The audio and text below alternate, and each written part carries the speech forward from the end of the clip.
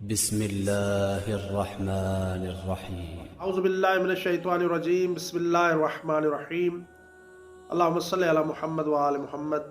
مومنین کرام، جس وقت حضرت امام محمد باقر علیہ السلام سے 15 شعبان المعظم کی رات کے بارے میں پوچھا گیا تو امام علیہ السلام نے ایک طویل حدیث ارشاد فرمائی۔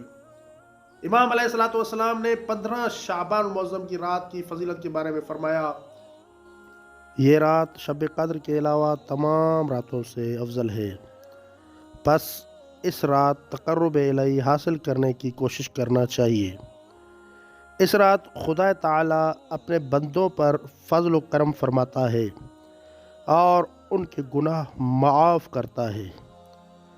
حق تعالی نے اپنی ذات مقدس کی قسم کھائی ہے کہ اس رات وہ کسی سائل کو خالی نہیں لوٹائے گا سوائے اس کے جو معصیت اور نافرمانی سے متعلق سوال کرے۔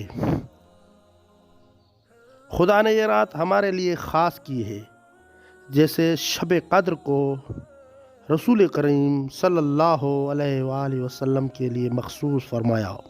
پس اس شب میں زیادہ سے زیادہ حمد و ثناء الہی کرنا، اس سے دعا و مناجات میں مصروف رہنا چاہیے۔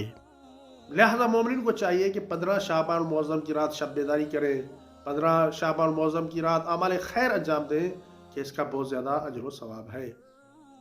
مومنین کرام، آپ سے گزارش ہے کہ آپ ہمارے اس چھوٹے سے یوٹیوب چینل کو سبسکرائب کریں اور اپنے دوست و احباب تک بھی پہنچائیں تاکہ ہماری یہ اسلامی ویڈیوز تمام مومنین تک پہنچ سکیں۔